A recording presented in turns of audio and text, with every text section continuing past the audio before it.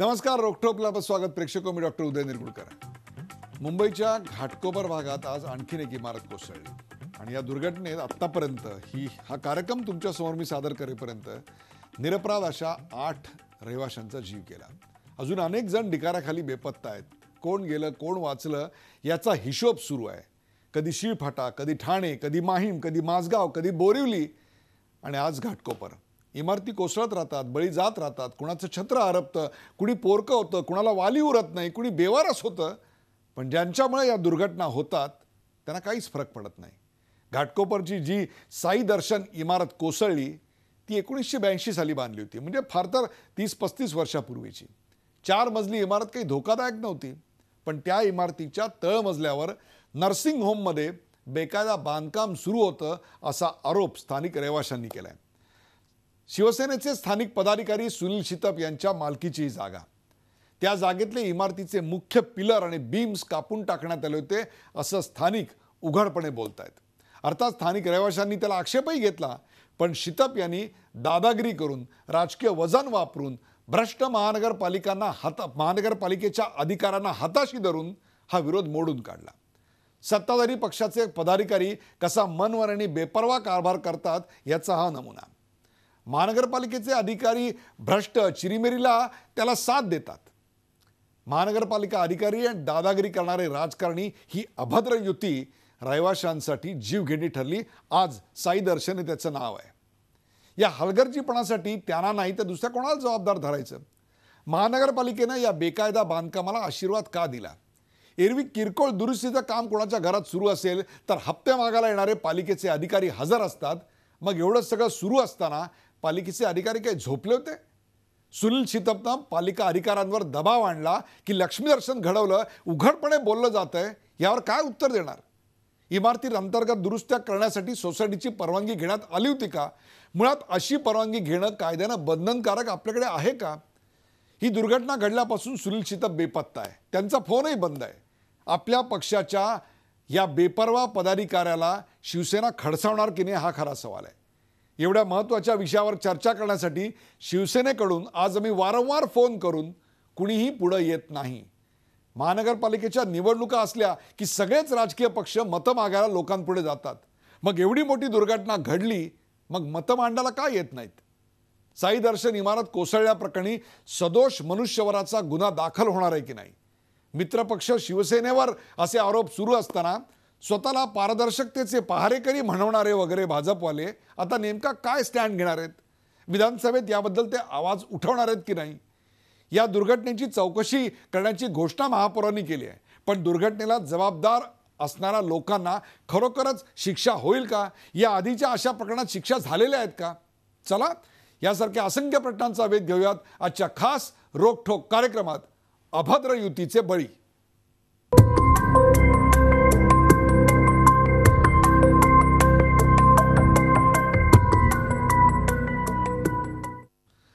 अभद्र युतीचे बळी. सुरुवातीला पाहूया या विषयावरचा एक छोटासा रिपोर्ट.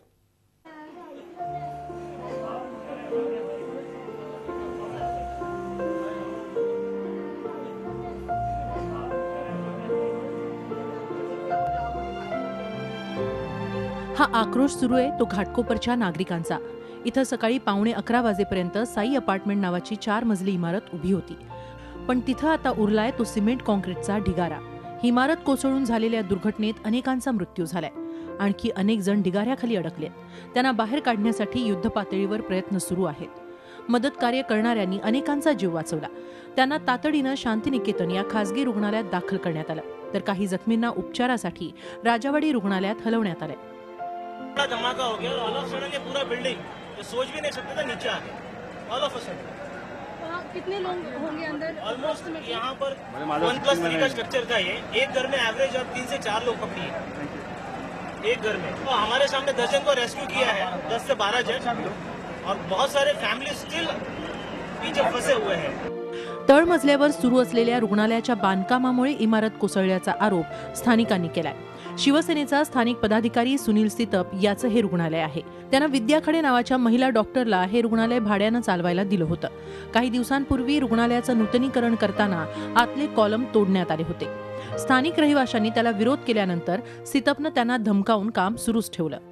बिल्डिंग मध्ये जो हॉस्पिटल होता त्याचा मालिक सितप त्याच्या कारस्थानीमध्ये हा बिल्डिंग बसला आहे. काय झालं पण कशामुळे? तो तिथे नीचे काम करत असता. पुरा त्याने बिल्डिंगचे जो भी स्तंभ असतात पायदान ज्या तुम्ही म्हणतात त्या पुरा पिलर पुरा काढला होता. त्यामधून हा कारस्थान झाला आहे.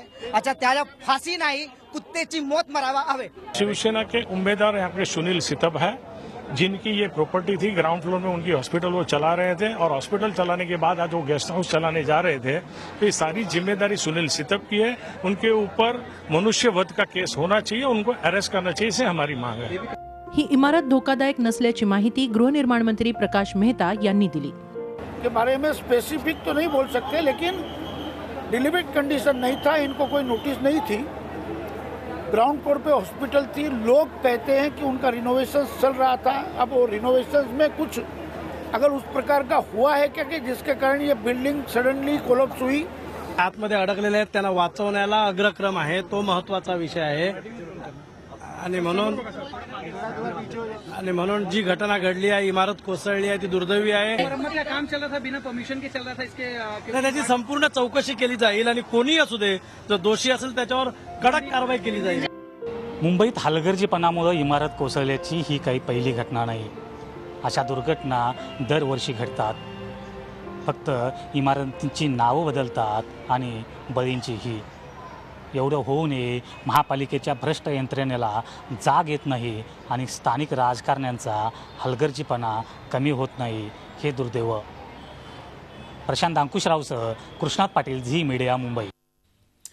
अभद्र युतीचे बळी या विषयावरचा हा हृदय हिलावून टाकणारा आपण रिपोर्ट पाहिलात. पण त्याहीपेक्षा हृदय हिलावून टाकणारी एक गोष्ट हा रिपोर्ट चालू असताना घडली आणि ती म्हणजे या कार्यक्रमात सहभागी होण्यासाठी म्हणून त्या ढिगाऱ्याखालून बचावलेले प्रितेश शहा या कार्यक्रमाच्या लाईव्ह टेलिकास्टसाठी आमच्या त्या घाटकोपरमधूनच बसलेले होते आणि त्याच वेळा त्यांच्या कानात ती हृदयद्रावक बातमी सांगण्यात आली. काही क्षणांपूर्वी एक मृतदेह काढण्यात आला त्या ढिगाऱ्याखालून. तो त्यांच्या मुलीचा होता. आपल्या मुलीचा असा मृत्यू ऐकल्यानंतर त्या पित्यानं हंबरडा फोडला आणि साहजिकच लाईव्ह टेलिकास्टमध्ये ते आत्ता सहभागी होत नाहीत. त्यांच्या दुःखात माझ्या सकट या स्टुडिओमध्ये हे ऐकून सुन्न झालेले आणि माझ्या समोरचे प्रेक्षक देखील तितकेच सहभागी आहेत. आमच्या सहवेदना त्यांच्यापर्यंत. या कार्यक्रमात सहभागी होत आहेत पराग आळवणी, भाजपचे आमदार, प्रवीण छेडा, माजी विरोधी पक्षनेते, काँग्रेस, मुंबई महानगरपालिकेचे विरोधी पक्षनेते. आपल्याबरोबर आहेत मनसेच्या स्थानिक नगरसेविका अर्चना भालेराव. नाशिकहून या अशा प्रकरणांचा सातत्यानं पाठपुरावा करणारे एक सजग सर्वसामान्य नागरिक कैलास मेहत्रे आणि याची कायदेशीर बाजू, अशा प्रकारच्या घटना घडल्यानंतर नेमकं काय होतं, काय करायला पाहिजे, या सगळ्यावर भाष्य करण्यासाठी आपल्यासोबत आहेत उदय वारुंजीकर. आपण सुरुवात अर्थातच करूया प्रवीण छेडा आपल्यापासून. प्रवीण छेडा, या दुर्घटनेला जबाबदार कोण? प्रवीण छेडा, याला जबाबदार कोण? या संपूर्ण प्रकरणामध्ये जर कोणाला एकही व्यक्तीला धरायची असेल तर ते आहे सुनील सितप.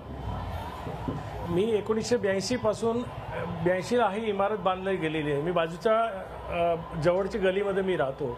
माझ्या समोर ही इमारत बनलेली आहे. याच्यामध्ये कुठलीही डिएबिलिटेड बिल्डिंग नव्हती. चांगली तंदुरुस्त बिल्डिंग ज्याला म्हणता येईल तशा प्रकारची ही इमारत होती. आणि काही वर्षापूर्वी अनधिकृतप्रमाणे हॉस्पिटल बनवण्यात आली सितपच्या मार्फत. त्यानंतर 2 महिन्यापूर्वी ती हॉस्पिटल बंद करून तिथे काही गेस्ट हाऊस सारखं बनवण्यासाठीचा त्यांनी प्रयत्न केला आणि त्या प्रयत्नामध्ये त्याचे जे कॉलम्स होते ते 2 कॉलम्स त्यांनी कापून टाकले आणि त्यामुळे ही दुर्घटना घडली. सकाळी 10:05 ही घटना घडलेली आहे. आम्ही आताही तिथेच आहोत.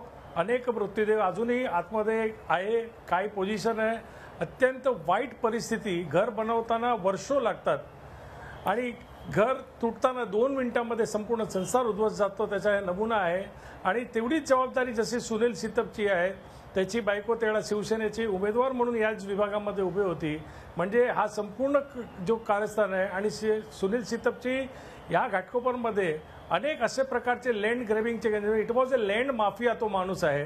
त्याच्यावर कुठे ना कुठे चांगली कारवाई झाली पाहिजे अशी मागणी या माध्यमातून आम्ही करतोय. आणि या अगोदरही मी सांगितलं, मनुष्यवधाचा केस या व्यक्तीवर टाकला पाहिजे. त्याचबरोबर महानगरपालिकेने डोळेआड केलेल्या या प्रकरणामुळे महानगरपालिकेला पण जबाबदारी त्याची फिक्स केली पाहिजे. जे काही अधिकारी असेल की वारंवार असं प्रकारची घटना जर घडत असेल आणि एवढे लोकांचे मृत्युमुखी पडत असेल तर निश्चितपणे याच्यामध्ये महानगरपालिकेची जबाबदारी फिक्स करायची आवश्यकता आहे. महानगरपालिकेची जबाबदारी फिक्स करायची आवश्यकता आहे. सुनील सितप लँड माफिया होते, या सगळ्या प्रकरणाला ते जबाबदार आहेत, हे सगळं मला मान्य आहे. पॉवर करप्ट ॲब्सोल्युटली आणि ॲब्सोल्यूट पॉवर करप्ट ॲब्सोल्युटली. आज नाव फक्त वेगळं आहे सुनील सितप, उद्या आणखीन दुसऱ्या कोणाचं नाव, आणखीन कुठला दुसरा पक्ष. माणसं मरत राहतात, फक्त पक्षांची लेबलं बदलत राहतात. प्रवीण छेडा, स्थानिक शिवसेना पदाधिकाऱ्यांनी दबाव आणला आणि बेकायदा नूतनीकरण सुरू केलं. आता याच्यावर सगळे अश्रू ढाळतायत. आता सगळेजण कोण जबाबदार याची चर्चा करतायत.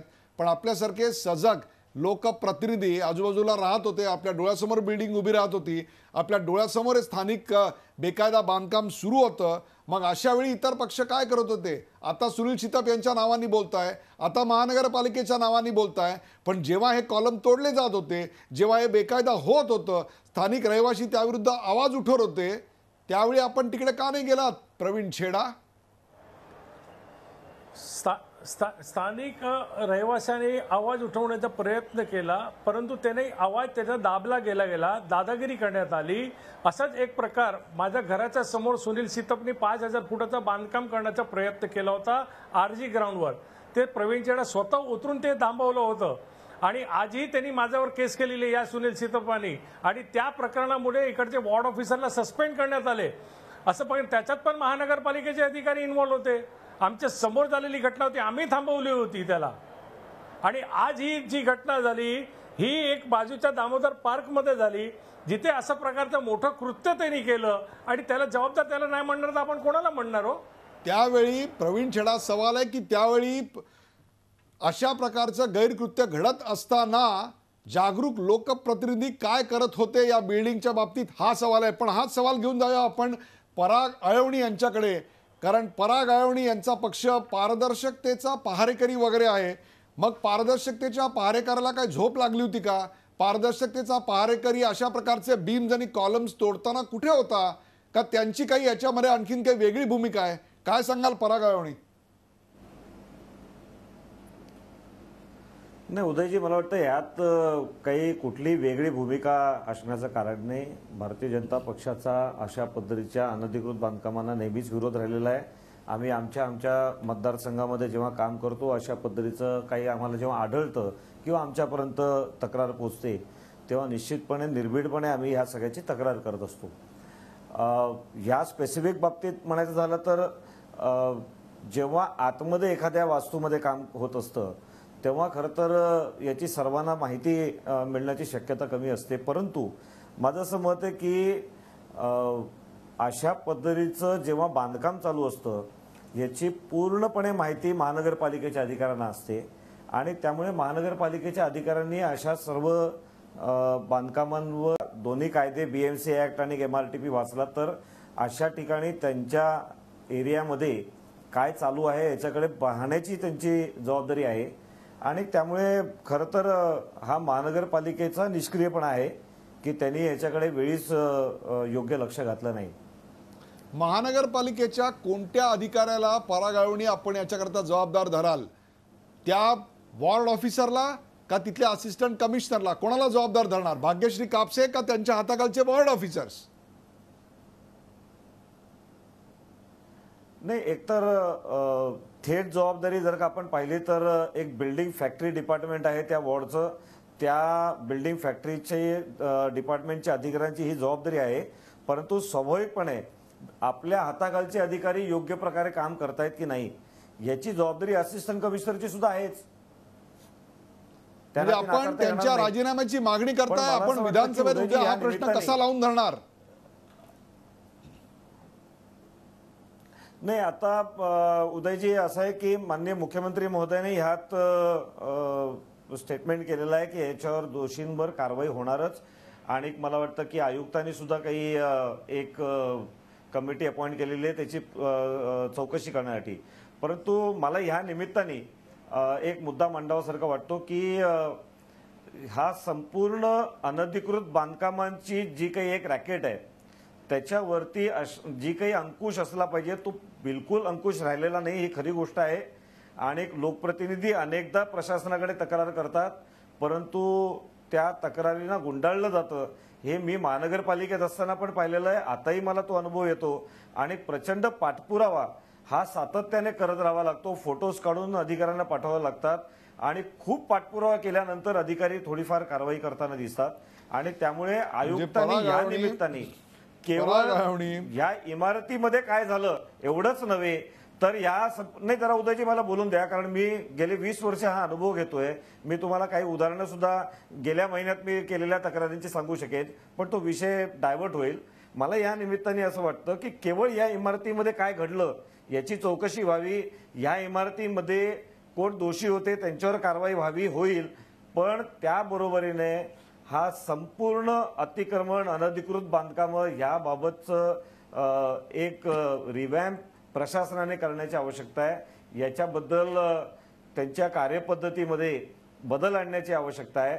आणि त्या स्तरावरच्या अधिकाऱ्यांना त्यांची रिस्पॉन्सिबिलिटी फिक्स करण्याची आवश्यकता आहे.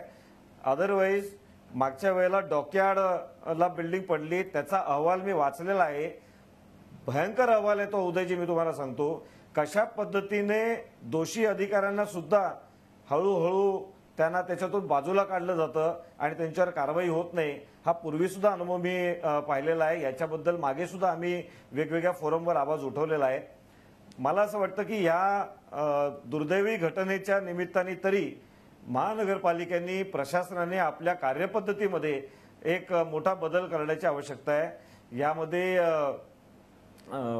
कायद्यामध्ये अत्यंत कठोर असे प्रोव्हिजन्स आहेत, पण त्याचा उपयोग कायद्यामध्ये प्रोव्हिजन्स आहेत. परंतु आपल्यासोबत उदय वारुंजीकर आहेत. उदय वारुंजीकर, कानून के हाथ लंबे होते हैं, इतने लंबे नहीं होते कि इनको पकड़ सके. आज इतके माझगाव डॉग झालं, लकी कंपाऊंड झालं, तुम्हाला काय काय सांगू, त्याच्या आधी माहीम झालं, बोरिवली झालं. किती आरोपींना शिक्षा होते. कायद्यामध्ये किंवा कोर्टामध्ये अशा प्रकारच्या घटनांना सर्वसाधारणपणे किरकोळीत घेतलं जातं, लाईटली घेतलं जातं. मला असं वाटतं की या 3 घटकांचा याच्याकडे बघण्याचा दृष्टिकोन हा अतिशय किरकोळ असाच आहे. सर्वसाधारणतः जे रेग्युलेटरी अथॉरिटी ज्याला आपण म्हणतो की बिल्डिंग परमिशनवाला डिपार्टमेंट, या पर्टिक्युलर केसमध्ये आपण BMC म्हणूया. आपले प्रेक्षक कदाचित नगरपालिका भागामध्ये राहत असतील तर दिल्ली नगरपालिका असेल, तर त्यातले जे काही अधिकारी असतात त्यांचा एक दृष्टिकोन. नंबर 2, अशा प्रकरणांमध्ये जे तपास करणारी जी यंत्रणा असते त्यांचा दृष्टिकोन. त्यांच्या नजरेमध्ये हे म्हणजे फारच किरकोळ गुन्हा आहे. आणि दुर्दैवानं बहुसंख्य आमचे जे पोलीस बांधव आहेत, भगिनी आहेत, त्यांच्यापैकी कुणालाही अशा प्रकारच्या गुन्ह्याचा तपास करण्याचं विशेष मार्गदर्शन नसतं, त्याचा अनुभव नसतो. पारंपरिक पद्धतीनं सगळा तपास करण्याची त्यांची तयारी असते. हा जो काही विषय हा थोडासा वेगळा आहे. या विषयाच्या संदर्भामध्ये वेगळ्या पद्धतीनं तपास करणं आणि तो गुन्हा सिद्ध करणं हे सगळं करणं आवश्यक असतं, जे सर्वसाधारण होत नाही. उरला प्रश्न न्यायालयाचा. न्यायालयामधले आदरणीय न्यायमूर्ती साहेब असतात, ते निश्चितच समोर आलेले पुरावे बघून त्याच्यामध्ये जे काही निकाल असेल ते देत असतात. परंतु आजपर्यंत आपण मगाशी जसा उल्लेख केला ती गोष्ट खरी आहे.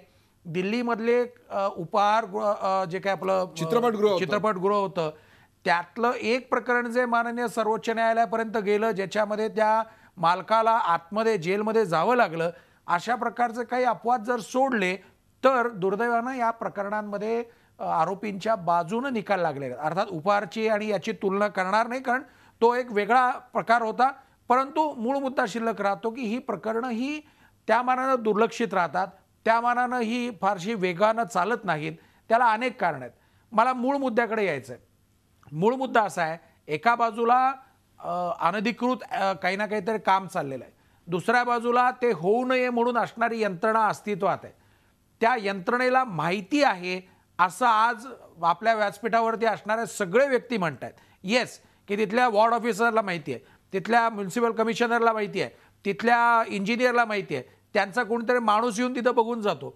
हे सगळं माहीत असताना जर मागणी मान्य झाली नाही तरच ते कागदावरती आणलं जातं असं म्हणायला शंका आहे.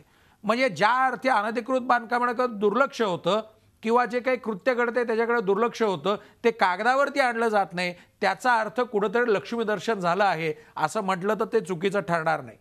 हे झाल्यानंतर सुद्धा माननीय न्यायालयाच्या समोर ज्यावेळेस ही प्रकरणं जातात त्यावेळेस प्रश्न निर्माण होतो की आपल्या BMCचे जे वकील साहेब आहेत, BMCकडे सुमारे 150-200 वकिलांचा ताफा आहे, अतिशय चांगले वकील साहेब आहेत, परंतु त्या वकील साहेबांना ज्या काही मॅडम असतील, वकील असतील, त्यांना मदत करण्यासाठी त्या ठिकाणी जे अधिकारी जातात त्या अधिकारी योग्य प्रकारची जर का माहिती देत नसतील तर त्याच्यात पाडापाडी करू नका अशा प्रकारचा तातडीनं स्टे मिळतो. आपलं जे दिवाणी न्यायालय आहे त्याचं दिवाणी न्यायालयामध्ये अशा प्रकारचे जे प्रकरणं असतात त्याला 351 BMCचा ॲक्टच्या नोटीस आहेत, त्याच्यामध्ये अक्षरशः सहज ऑफिसर आला नाही म्हणून स्टे देऊन टाका अशा प्रकारचे युक्तिवाद झालेले आम्ही वकिलांनी बघितलेले आहेत. त्यामुळे तो झाला दुसरा मुद्दा. आणि तिसरा भाग या सगळ्यामधला की सर्वात शेवटी याच्यावरती जबाबदारी कोणाची? केंद्र सरकारची, राज्य सरकारची, त्या टाउन प्लॅनिंग अथॉरिटीची, त्या कर्मचाऱ्याची का अन्य कुणाची? या सगळ्यापेक्षाही महत्त्वाचा मुद्दा वाटतो तो व्हायकॅरियस लायबिलिटी. म्हणजे हे जे काही सगळं घडतंय त्या सगळ्याची अंतिमता जबाबदारी सरकारची असते. त्यामुळे या मृत व्यक्तींना आणि त्यांच्या नातेवाईकांना जो काही न्याय द्यायचा आहे त्याच्याकरता पार केंद्र सरकार, राज्य सरकार, टाउन प्लॅनिंग अथॉरिटी या सगळ्यांना जाब विचारला पाहिजे असं मला वाटतं. या संपूर्ण याच्यात न्यायालयीन प्रक्रिया कशी आहे याचा उत्तम आत्ता उल्लेख उदय वारुंजीकर यांनी केला. परंतु आपण पाहिलं की सहयोगी पक्षाची याकडे बघायची भूमिका कशी आहे, विरोधी पक्ष असलेल्या काँग्रेसची भूमिका कशी आहे, परंतु तिथून निवडून आलेल्या ज्या प्रतिनिधी आहेत, स्थानिक नगरसेविका आहेत मनसेच्या, अर्चना भालेराव, त्या आपल्या बरोबर आहेत. अर्चना भालेराव, आपल्या एरियामध्ये अशा प्रकारे बेकायदा नूतनीकरण होत आहे, बीम तोडले जात आहेत, लोक त्याविषयी महानगरपालिकेत जाऊन तक्रारी करतायत, असं असताना तिथल्या स्थानिक जनप्रतिनिधी म्हणून अर्चना भालेराव काय करत होत्या? स्थानिकांचा आवाज तुम्ही बनलात, त्यांच्या आवाजाला बळ दिलात का तुम्ही दुर्लक्ष केलं? नमस्कार. मला या संदर्भात काहीही कंप्लेंट आली नाही आणि स्थानिक लोकांनी BMC मध्येही कंप्लेंट केलेली नव्हती, कारण की त्यांना तिकडे धमकवण्यात आलं होतं. जे स्थानिक तिथे काम चालू होतं, मिस्टर सुनील शितप यांनी त्यांना फार धमकावून सांगितलं होतं की तुम्ही कुठेही कंप्लेंट करायची नाही, हे काम मी सगळं मॅनेज माझ्या पद्धतीने करणार आहे. कारण की माझा सकाळी संवाद झाला लोकांशी तिथे, तेव्हा त्यांनी मला हेच सांगितलं की आम्हाला त्यांनी कंप्लेंट करू दिली नाही. युतीच्या बळी आपण आज घाटकोपरमध्ये साई दर्शन नावाची इमारत कोसळली. त्या इमारतीच्या तळमजल्यावर बेकायदा बांधकाम चालू होतं, त्यात बीम्स आणि कॉलम्स तोडण्यात आले आणि त्याच्यामुळे ती बिल्डिंग पत्त्यासारखी कोसळली. 8 ते 9 जण आत्ता बळी गेल्याची माझ्या समोर माहिती आली आहे, परंतु त्यापेक्षा जवळजवळ तेवढेच अजूनही त्या ढिगाराखाली आहेत. या कार्यक्रमात सहभागी होण्याकरता म्हणून प्रितेश शहा बसलेले होते. प्रितेश शहा त्या ढिगाराखालून सुखरूपरित्या सकाळी बाहेर काढण्यात आले होते, परंतु त्यांची मुलगी आतमध्ये अडकलेली होती. त्यांना अशी अपेक्षा होती की आपली मुलगी जिवंत असेल, परंतु या कार्यक्रमाला बसताना त्यांना असं सांगण्यात आलं की त्यांच्या मुलीचा मृतदेह बाहेर काढण्यात आला आहे, त्यामुळे ते या कार्यक्रमात अर्थातच सहभागी झाले नाहीत. त्यांच्या परिवाराच्या दुःखात आम्ही सर्वजण सहभागी आहोत. परंतु हा कार्यक्रम बघणारे असे अनेक नागरिक आहेत, मला कल्पना आहेत, असे अनेक बिल्डिंगमधले राहणारे पदाधिकारी आहेत, असे अनेक रहिवासी आहेत, त्यांच्या डोळ्यासमोर अशा प्रकारच्या गोष्टी घडत असतील. त्याला सोसायटीचा सेक्रेटरी कधी हात मिळवणी असते, कधी लोकल नगरसेवक ह्याच्यामध्ये सहभागी असतो. न्यायालयीन प्रक्रिया किती किचकट आहे आणि या सगळ्याकडे कसं दुर्लक्ष करते आहे हे देखील आपल्याला उदय वारुंजीकर यांनी सांगितलं. परंतु बायलॉज नावाची एक गोष्ट असते, त्या बायलॉजचा, सोसायटी बायलॉजचा आपल्याला काही फायदा होऊ शकतो का? आपल्यासोबत अशाच प्रकारच्या अनेक लढाया लढलेले कैलास मेहत्रे आहेत. कैलास मेहमोर, अशी बेकायदा तोडफोड चालू असेल, कुठे बीम हलवले जात आहेत, कुठे कॉलम तोडले जात आहेत, मग त्या स्थानिक रहिवाशांनी काय करायचं? पत्त्यासारखी बिल्डिंग कोसळून त्यात मरायचं का लढायचं? लढायचं म्हटलं तर कोणी साथ देत नाही, लोकांकडे आज वेळ नाही, 12-12 तास कष्ट केल्याशिवाय पोटाची खळगी भरत नाहीत. अशा वेळी लोक लढणार कशी? एक संपूर्ण यंत्रणा अभद्र अशी युती आम्हाला समोर दिसते. महानगरपालिकेचे अधिकारी, भ्रष्ट न्यायालयीन व्यवस्था आणि त्याहीपेक्षा सुद्धा भ्रष्ट राजकारणी. आपण ही लढाई कशी लढता? कैलास मेहत्रे.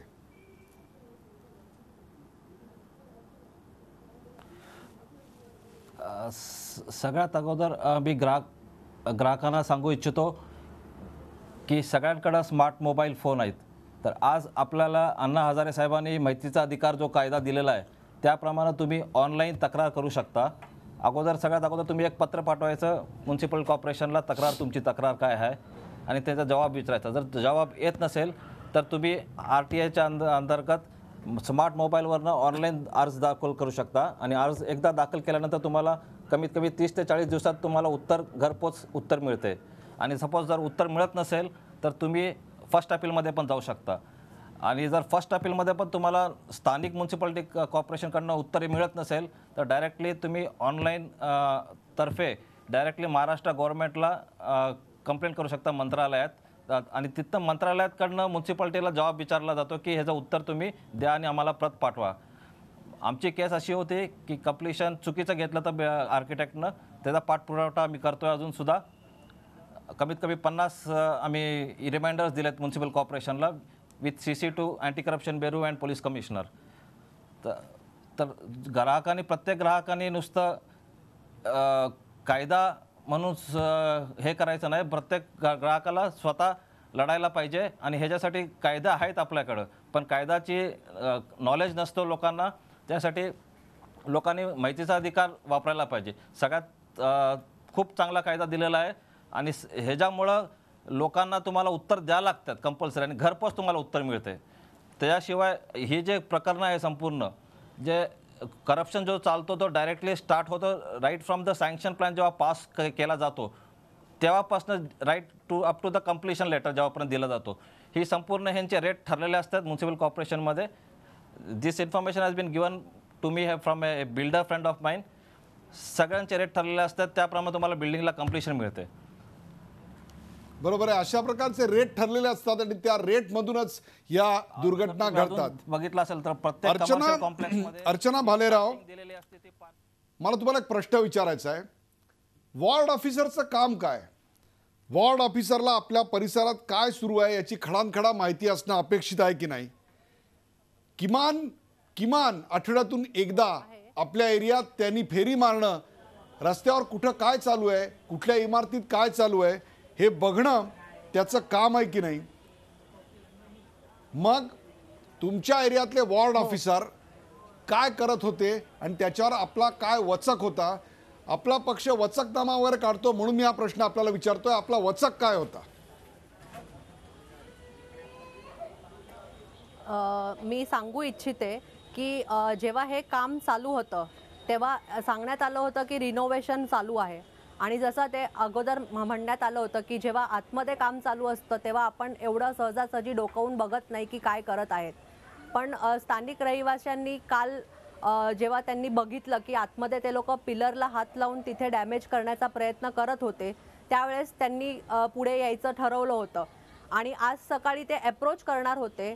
पण अशी ही दुर्दैवी घटना आज सकाळी घडली आणि हे सगळं एक पत्त्यासारखी ही बिल्डिंग कोसळली. वॉर्ड ऑफिसर त्यांचं काम आहे की त्या सगळीकडे राऊंड घेतात आणि ते सगळं चेक करतात. पण ॲज आय सेड की आतमध्ये काम चालू असल्यामुळे आपल्याला ते माहीत नाही पडत की आतमध्ये ॲक्च्युली काय चाललंय. आतमध्ये काम चालू आहे त्यामुळे काही माहिती पडत नाही. परागळवणी म्हणजे याचा अर्थ कोणी उठावं, कुठेही कॉलम तोडावेत, कसेही बीम तोडावेत, महानगरपालिका इथलं प्रशासन कोणालाही पकडू शकत नाही आणि माणसं पत्त्यासारख्या कोसळणाऱ्या बिल्डिंगात मरून जाणार. त्यांना दुसरा कुठलाही पर्याय नाही. अच्छे दिन म्हणायचे ते हेच का? परागळवणी नाही, मी मगाशी जे उत्तर दिलं त्याच्यामध्ये ही गोष्ट सुद्धा सांगितली की महानगरपालिकेच्या अधिकाऱ्यांची ही जबाबदारीच आहे. त्यांचा मुकादम आहे सगळ्यात पहिला, त्यांचा ज्युनियर इंजिनियर आहे. याचं कामच आहे की त्याच्या बीटमध्ये त्यांनी सतत फिरत राहणे. आणि तुम्ही सुद्धा त्याचा उल्लेख केलात की छोटं मोठं जेव्हा काम काहीतरी रिपेअरिंग घरात चालू असतं तेव्हा सुद्धा महापालिकेचा अधिकारी तिकडे पोहोचतो आणि त्यामुळे ह्या प्रकरणात काय किंवा कुठल्याही प्रकरणामध्ये महापालिकेच्या अधिकाऱ्यांना कल्पना नाहीये एवढं मोठ्या प्रमाणावर काम चालू आहे. हॉस्पिटल होतं ते हॉस्पिटल बंद ठेवलेलं आहे, 15 दिवस तिकडे रिपेअर काम चालू आहे, याची त्यांना माहिती नाही, ह्याच्यावर माझा विश्वास नाही आणि त्यामुळे त्यांनी तिथे येऊन नेमकं काय चालू आहे हे पाहणं गरजेचं होतं. परवानगी नाहीये तर मगाशी वरंजेकर साहेबांनी 351 सेक्शनचा उल्लेख केला. 354 ची नोटीस देता येते, 354A देता येते, जी 24 तासाची नोटीस आहे की 24 तासाच्या आत तुम्हाला दिलेली परवानगी दाखवा, अदरवाईज काम ताबडतोब बंद करा. या सगळ्या गोष्टी करता येतात, कायद्यामध्ये प्रोव्हिजन्स आहेत. परंतु मी मगाशी सुद्धा म्हटल्याप्रमाणे की महापालिकेच्या अधिकाऱ्यांनी ह्यात दुर्लक्ष केलेलं आहे, निष्क्रियता दाखवलेली आहे आणि हे त्यांचं कामच आहे. ज्युनियर इंजिनियरचं काम फिरणं आहे एरियामध्ये, मुकादमाचं काम आहे सतत एरियामध्ये फिरून कुठे काय चालू आहे हे पाहणं आहे आणि त्यामुळे मला वाटतं की खालच्या अधिकाऱ्यांनी काम केलेलं नाही आणि त्याच्याकडून काम करवून घेण्याची जबाबदारी ज्यांची आहे त्यांनी सुद्धा केलेलं नाही. एक प्रकारे परागावणी आपल्या या स्पष्टीकरणातून हा कार्यक्रम बघणारे जे शेकडो लाखो नागरिक आहेत त्यांना एक तरी कळलं असेल की आपल्या एरियाचा ज्युनियर इंजिनियर कोण, आपल्या एरियाचा मुकादम कोण आणि उभ्या आयुष्यात त्याचं तोडं आपण आपल्या एरियात पाहिलं का, हा प्रश्न आता नक्कीच व्हॉट्सॲपच्या ग्रुपमध्ये तरी सोसायटीच्या लोक आता विचारायला सुरुवात करतील की अशा प्रकारचे महाभाग असतात तरी कोण आणि त्यांचा फोन नंबर तरी काय आहे. कैलास मेहत्रे, मला तुम्ही सांगा की सोसायटीचे बायलॉज असतात, त्या बायलॉजमध्ये अशा प्रकारे जर रिनोव्हेशन कोणाला करायचं असेल तर त्या रिनोव्हेशनसाठी महानगरपालिका सोडा, परंतु किमान सोसायटीची परमिशन बंधनकारक आहे की नाही. मग असं असताना जर या ठिकाणी सोसायटीची परमिशन दिली गेली नसेल किंवा मागितलीच गेली नसेल, अनेक ठिकाणी ती मागितली सुद्धा जात नाही, वारंवार सोसायटीच्या पदाधिकाऱ्यांनी विनंती करून देखील कामाचे डिटेल्स दिले जात नाहीत, अशा वेळी सोसायटी काय करू शकते? कैलास मेहत्रे.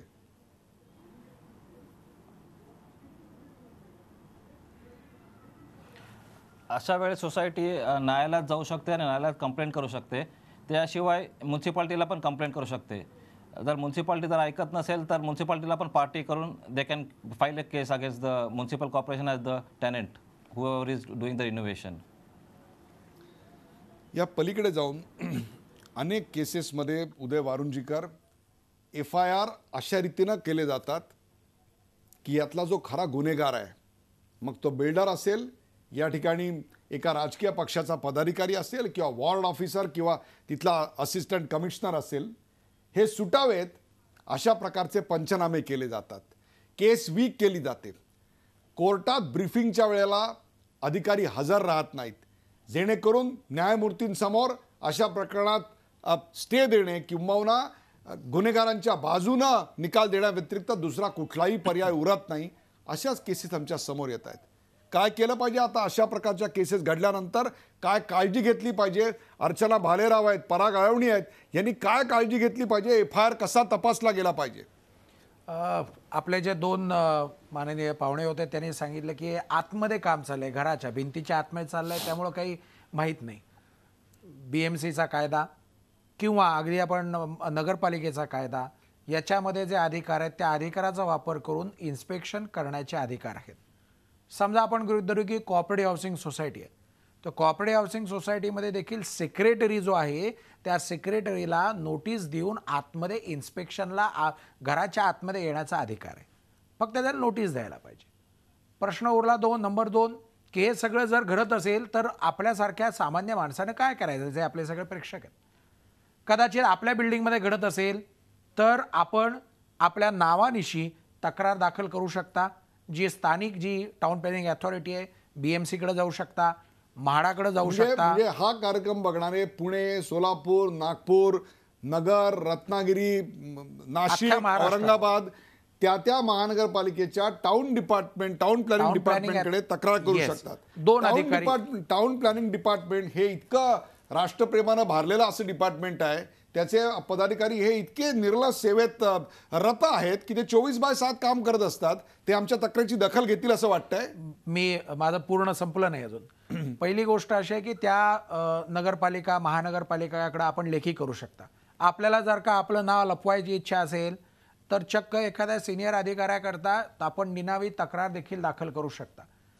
आता मगाशी म्हेत्रे साहेबांनी सांगितलं त्याप्रमाणे माहितीच्या अधिकाराचा वापर करूनही आपण करू शकता. या सगळ्यापेक्षा मला वाटतं की एक फार महत्त्वाचा मुद्दा आपण दुर्लक्षित करतोय तो असा की माझ्या आजूबाजूला काहीतरी घडतंय तर मी त्याच्याकडं, मला कळलं की हे चुकीचं आहे तरी देखील मी त्याच्याकडे दुर्लक्ष करायचं का? आज दुर्दैवानं दुर्लक्ष असं म्हणून चालणार नाही. चालणार नाही.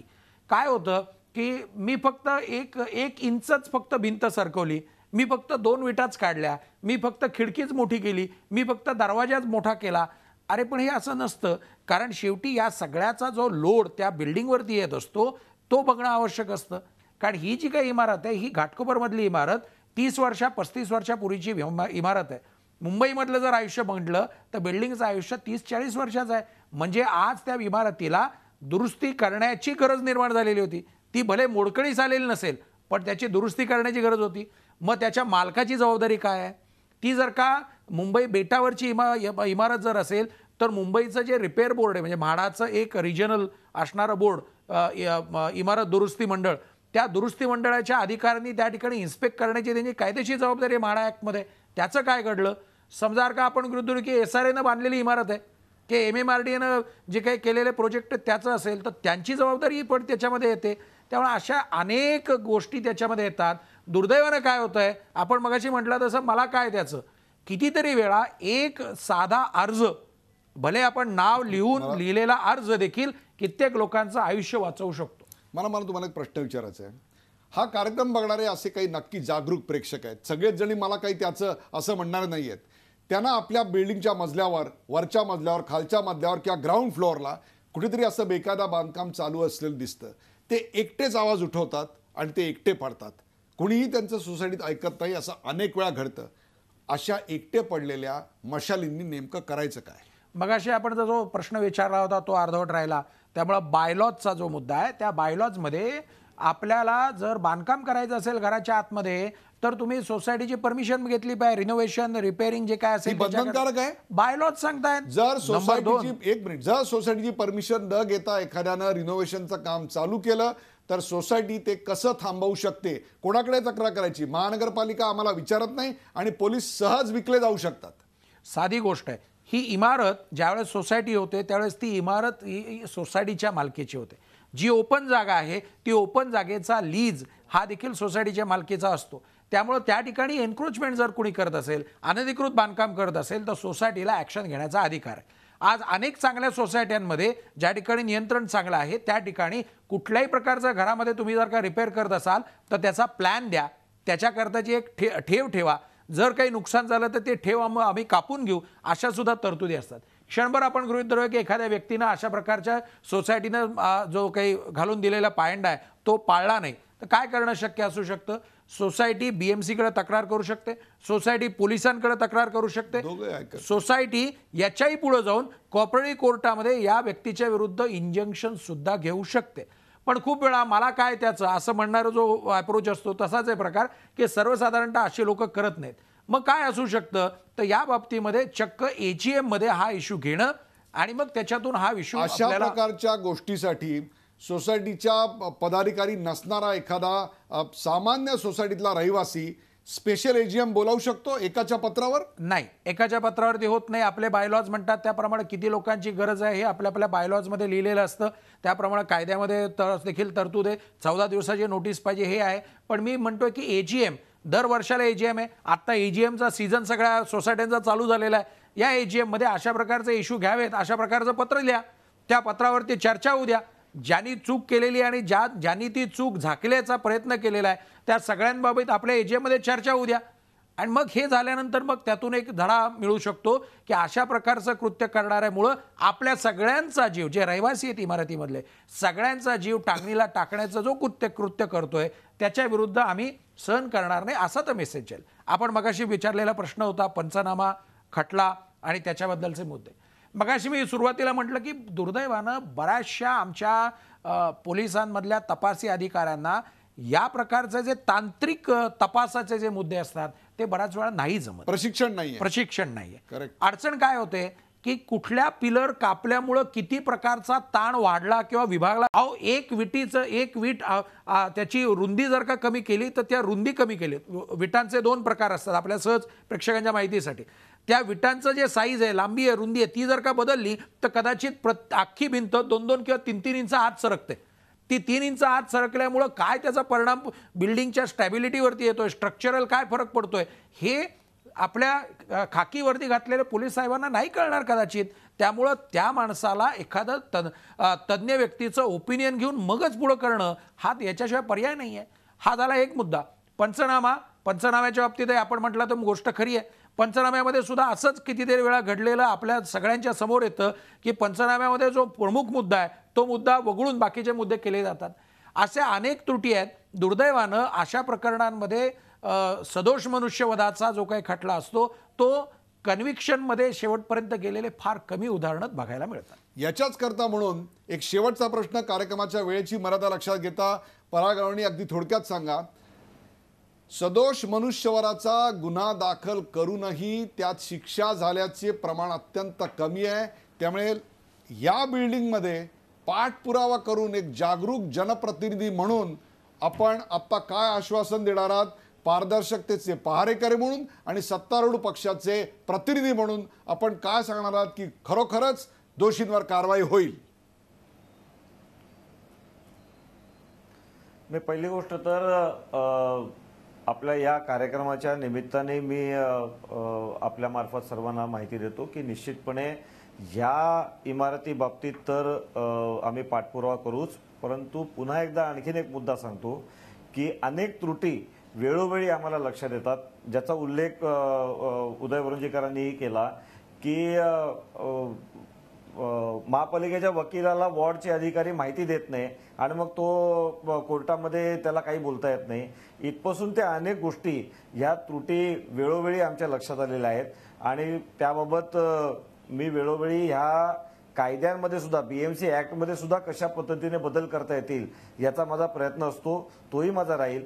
आणि या निमित्ताने आयुक्तांना या सगळ्या कार्यपद्धतीचा भाग करताना लीगल डिपार्टमेंटपासून ते बिल्डिंग फॅक्टरी डिपार्टमेंटपर्यंत सगळ्यांना कशा पद्धतीने त्यांची लायबिलिटी फिक्स करता येईल याचा सुद्धा निश्चितपणे मी पाठपुरावा करेन.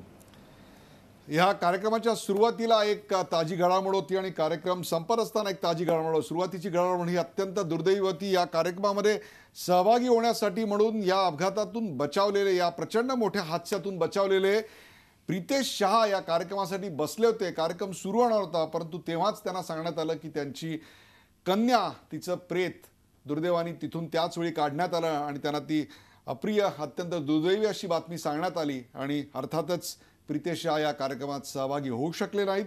तर हा कार्यक्रम संपत असतानाच घाटकोपरच्या साई दर्शनच्या अपघातग्रस्त स्थळी आत्ताच मुख्यमंत्री पोहोचलेले आहेत आणि काही क्षणात ते काही या संदर्भात महत्त्वाची घोषणा करायची शक्यता आहे.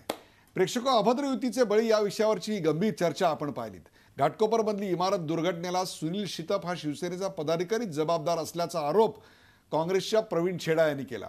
त्यानं तिथं आधी अनधिकृत असं हॉस्पिटल बांधलं, आता तिथं गेस्ट हाऊस बांधायचा तो प्रयत्न करत होता.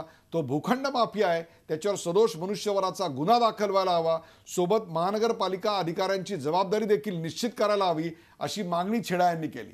भाजपचा अनधिकृत बांधकामांना नेहमीच विरोध राहिला आहे. महानगरपालिका अधिकाऱ्यांनी अनधिकृत बांधकामांवर नजर ठेवायला हवी, ते आपलं कर्तव्य पार पडत नसतील तर त्यांच्यावर कारवाई व्हायला हवी असं मत भाजपचे आमदार परागळवणी यांनी व्यक्त केलं. अशा प्रकारच्या गुन्ह्याचा तपास करण्याचा अनुभव पोलिसांना नसतो, त्यामुळे न्यायालयात गुन्हा सिद्ध करण्या एवढे पुरावे त्या पद्धतीनं गोळा केले जात नाहीत, त्यात अडचणी येतात. न्यायमूर्तींसमोर आलेले पुरावे पाहूनच निकाल दिला जातो. या सगळ्याकडे, न्यायालयाच्या प्रक्रियेकडे उदय वारुंजीकर यांनी आपलं लक्ष वेधलं. पालिका अधिकाऱ्यांना लक्ष्मीदर्शन होत असल्यानं ते अनधिकृत बांधकामांकडे दुर्लक्ष करतात. अशा प्रकरणात अंतिम जबाबदारी सरकारची देखील आहे असंही ते म्हणाले. सुनील शितप यांनी स्थानिक रहिवाशांना धमकावलं होतं. ते सगळे रहिवासी तक्रार करणारच होते, पण त्याआधीच दुर्दैवानं ती घटना घडली असं स्थानिक नगरसेविका अर्चना भालेराव मनसेच्या यांनी सांगितलं. तर अशा प्रकारची बेकायदा बांधकामं होत असतील तर स्मार्टफोनचा वापर करून ऑनलाईन तक्रारी कराव्याला हव्यात. RTI खाली, माहितीच्या अधिकाराखाली कायद्याअंतर्गत पाठपुरावा करायला हवा असा सल्ला कैलास मेहत्रे यांनी दिला. प्रेक्षको, अशा प्रकारच्या इमारत दुर्घटना टाळायच्या असतील तर भ्रष्ट महानगरपालिका अधिकारी, मुजोर बिल्डर आणि दादागिरी करणारे स्थानिक राजकारणी ही अभद्र युती मोडून काढायला हवी. हे एकट्या दुकट्याचं काम नाही. एकटा दुकटा जर लढत असेल तर त्याच्याबरोबर सगळ्यांनी जायला हवं. कायद्यातल्या तरतुदीचा वापर करून अशा बेकायदा बांधकामांच्या विरोधात दाद मागायला हवी. जे कोणी अशा घटनांना जबाबदार असतील त्यांच्यावर कायद्यानं कठोर कारवाई व्हायला हवी. बेकारा बांधकामं करायची कोणाची हिंमतच होता कामा नये अशा प्रकारचं वातावरण असलं पाहिजे. त्याकरता अस्तित्वात असलेले कायदे पुरेसे सक्षम आहेत, पण त्याची काटेकोर अंमलबजावणी व्हायला हवी. ज्या राजकीय पक्षांचे लोक अशा बांधकामांना संरक्षण देतात त्यांना जनतेनं त्यांच्या पक्षाच्या त्या उमेदवाराला तर सोडाच, पण त्या पक्षालाच निवडून देता कामा नये, तरच खऱ्या अर्थानं धडा मिळेल. त्याशिवाय ही मंडळी सुधारणार नाहीत. घाटकोपरच्या या इमारत दुर्घटनेत मृत्युमुखी पडलेल्या निरपराध रहिवाशांना झी 24 तासच्या सर्व कर्मचाऱ्यांतर्फे आणि या पॅनलिस्टतर्फे श्रद्धांजली वाहून या कार्यक्रमाचा समारोप करूया. ताज्या बातम्यांसाठी पाहत राहा झी 24 तास. रहा एक पाऊल पुढे. झी 24 तास रहा एक पाऊल पुढे.